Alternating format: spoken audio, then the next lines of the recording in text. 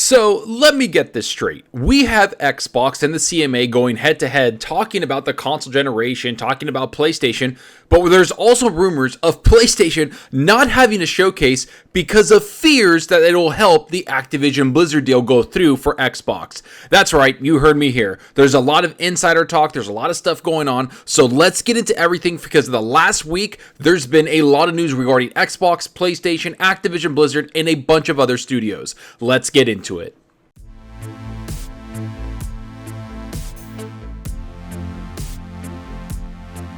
Alright, so you know the drill. If you like the content, hit that subscribe button and that like button. And if you want to be notified on future videos, hit that small little bell icon. And if you want to go that extra mile to support the channel, hit that join button. All the support is greatly appreciated. Alright, so we all know what we've talked about for the longest time, which is of course Xbox and the Activision Blizzard deal because it's kind of taking over the whole entire industry in gaming. Yet the two companies that are going head to head and continuously going head to head is Sony's PlayStation and Microsoft, which for now has been very public. They've gone head to head a lot when it comes to the public eye, going with the CMA, going with the Brazil legislation, all the way to New Zealand. And so far, Microsoft seems really annoyed with the United Kingdom CMA regulators and how they've treated this business deal. Let's get into what is said so we can just get right into it. The CMA's concerns are misplaced for the following reasons.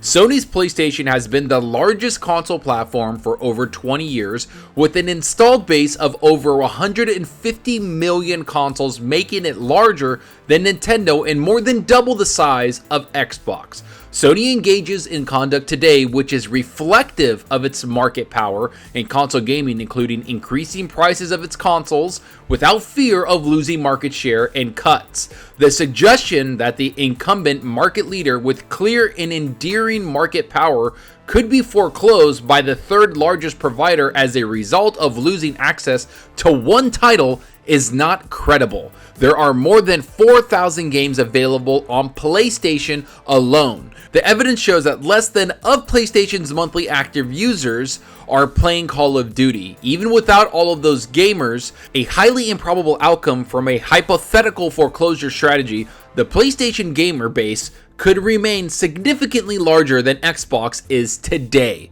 Now, we all know that this has been going on for far too long. We know that Xbox has been trying to get the Activision Blizzard deal to go through, and like I said multiple times, this deal is not about the console. It's not about Xbox and PlayStation. It's about PC and it's about mobile. That's all. Xbox wants to get into the PC market and get a lot of the biggest games ever on the PC market, like Call of Duty, World of Warcraft, Overwatch, and all those games that Blizzard makes, not to mention the big games that Activision makes like Warzone 2 and all the other games that they make. That is the whole point of this. It's PC and mobile. Yet PlayStation thinks that they're going to lose Call of Duty on the console because Xbox wants to win the console generation, when that's not really the case. I'm sure that Xbox wants to be the best-selling console. I'm sure that they want all the games on there, but overall, PlayStation has a player base that is not going to be matched for some time. Same with Nintendo. They have history on their side. And that's what Xbox is saying here, is that they have over 150 million consoles on the market. They make a bunch of consoles. They have a bunch of gamers on there. And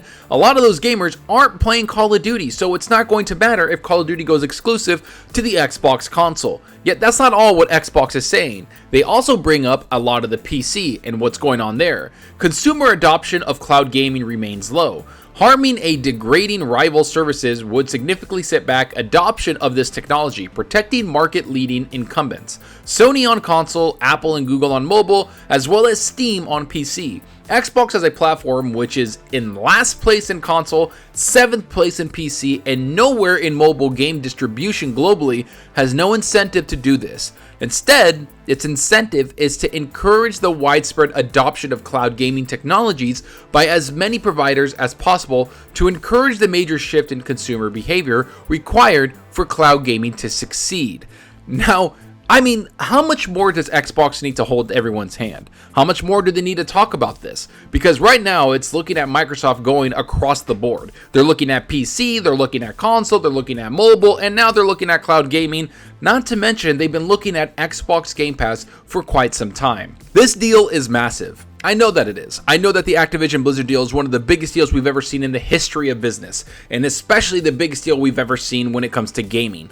But right now, what I'm looking at is Sony trying to block this because they want to just look at their console and worry about their money. And then all the other people that might be fighting this is just worried about their money. Yet Microsoft, again, is spending $70 billion to get one of the biggest publishers out there, and it's mainly because they want to get into marketplaces that they've had no business in at all. They want to get into PC, they want to get into mobile, and honestly, they do want to start leading in the console gaming realm. We all know what Microsoft's trying to do, but so far, they're being blocked by companies that already dominate that field. So it's kind of disingenuous to think that PlayStation is doing this for the gamers and the consumers, when in reality, they're just looking at their own bottom line. That's the thing that annoys me the most. And in fact, there's a lot of stuff going out there talking about PlayStation and how they're not making a showcase or having a showcase this year because of one thing: the Activision Blizzard deal. And that is being talked about by some insiders, which is being talked about right here by Millie A. The ongoing CMA investigation for Microsoft acquisition of Activision Blizzard has indeed delayed any showcase plans for Sony. Exclusive titles and first-party IP were locked in. Sony believe a showcase will add weight to Microsoft's arguments. Silent Hill and Kojima Who Am I Reveal were part of the show. The initial announcement of the showcase was scheduled for 11th October, with the showcase taking place 20th of October. Sony holding firm for now. Okay, I didn't even think of this, but can you imagine if Sony did bring out a showcase where they talk about all of their exclusive games, all their big third-party titles that they've locked down exclusively and money-hatted, and bringing it only to the PlayStation 5 or PlayStation 4 platform? That would have taken a dent into their armor of what they're trying to do with Microsoft's multi-product ecosystem and what they're trying to do with Activision Blizzard.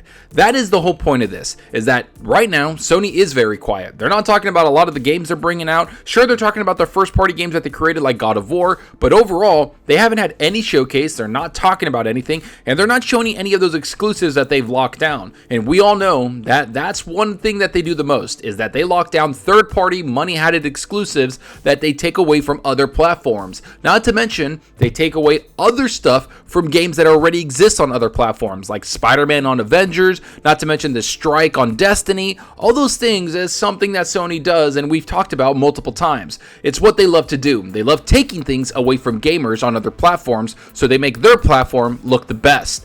Yet when somebody like Microsoft or Xbox tries to do it, they get up in arms and they get angry and they say it's going to hurt consumers. Well, maybe follow your own practices, because I think one thing that could happen is that this could kind of flip on them. The CMA or whoever it is, the legislations, can look at what Sony does and say, well, you do the same practice but more egregiously. You bring content from other games that people have on other platforms and you take it away from them. So what's the difference between Xbox getting taken away from PlayStation and going to PC, mobile, and of course the Xbox console?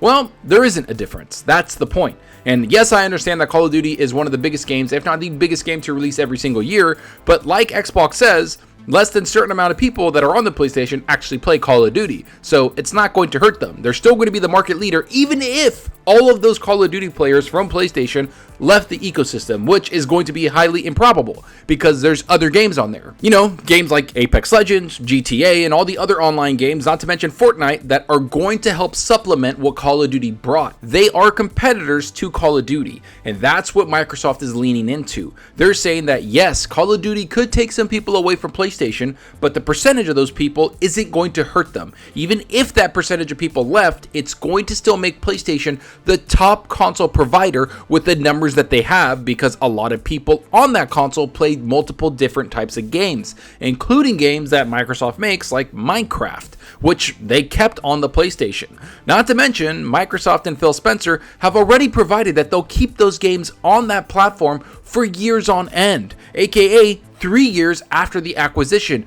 which is insane to think about because Sony has never done that when they bought a studio. Instead, when they bought Destiny or Bungie, they were forced by that studio to say, we're going to stay multi-platform and we're going to make our games on all the platforms that we want, which Sony abided by because they needed them to help make all of these service games that they're trying to get out there, which are online service games, which they said they have about like 15 in development right now because Sony had 0 from last generation. And all of this accumulates to one thing, The Activision Blizzard deal does have a lot of people scared, and especially Sony's PlayStation. They understand that, a lot of people have, and this stuff is going to be public for a long time. If it's holding Sony's showcase back because they don't want the CMA and all these people to see how many exclusives Sony's PlayStation has or how bad it's going to look for them as they complain, that's insane to me. I never thought of that. Who knows? I made fun of them on Twitter saying that they forgot to have a showcase because they're fighting Xbox and all these CMA stuff. But in reality, maybe they're holding it back for this reason, that they don't want anybody to have any ammo against them, and not to mention having ammo for Microsoft to get this ABK deal done. But let me know what you think. Are you surprised that Sony's not having a showcase because of this? Do you think that carries any weight to why they haven't had any showcase showing off all their exclusives coming next year? Do you think they'll have a showcase at the end of the year or when this deal is done? Or do you think that Xbox is going to get this deal done and everything that they're saying does hold water? Like being last place in consoles, 7th place in PC, and nowhere on mobile gaming? Do you think Xbox is going to get this deal done anytime soon? Go down below and let me know. And I hope you enjoyed the video, and if you did, please hit that subscribe button and that like button to support us out the channel more than you know. And give me a follow on Twitter at Zalker87. I'm always on there talking games and sharing my latest videos. Plus, I love interacting with everyone there, so get on Twitter and let's talk about gaming. Also, follow me on Xbox Live. My gamertag is Zalker87, just like my channel name. See what games I'm playing, and let's compete in achievements for the month. So right now, I've been playing a lot of games. I just beat God of War, the PS2 version, while playing it on my Steam Deck. I'm having a lot of fun with that game. It was really nostalgic for me because now I could jump into God of War 2 and God of War 3 and kind of get ready for Ragnarok, which comes out next month. So I'm having fun with that. I also beat Rise Son of Rome on my Steam Deck. That game is amazing. And I'm also playing Warhammer 40k Space Marine on my Steam Deck because it doesn't work on Windows. So I'm having fun there. And I've also been playing Dante's Inferno on the Xbox Series X, which I'm having a lot of fun with. That game on backup pat runs smooth. It's at 60. It got the frame boost. So that game is a lot of fun. And it reminds me of God of War because I'm kind of in this action role-playing hack and slash mood, so there's that. And on PC, I've been playing a bunch of Days Gone. I got about 40 hours into it. I think I'm towards the end of the game. That game is insane. I gotta say, after playing it on the PS4 Pro, I'm glad I waited for it to come to PC because it runs 10 times better there. I'm getting 80 to 100 frames per second, maxed everything. The world looks beautiful. The hordes are awesome. Fighting all the zombies is just great. And I've been playing this one game called Brotato. I know that sounds weird. It's only on Steam, but man, I love that game. I've been playing it on my PC and my Steam Deck. That game is so much fun. It's like Vampire Survivors, which, by the way, is on Xbox Game Pass for PC. I recommend you check that out. It's a roguelite type of game, and man, it is so derpy and fun. So I've been playing a lot of that. But let me know what you're playing. Are you playing something on your Xbox, your PS5, your PC, or are you playing something somewhere else like on a Steam Deck? Let me know down below because that's what we're here for. It's Talk Games. And that's all for now. Thanks for watching, and until next time, remember, enjoy your gaming. Later.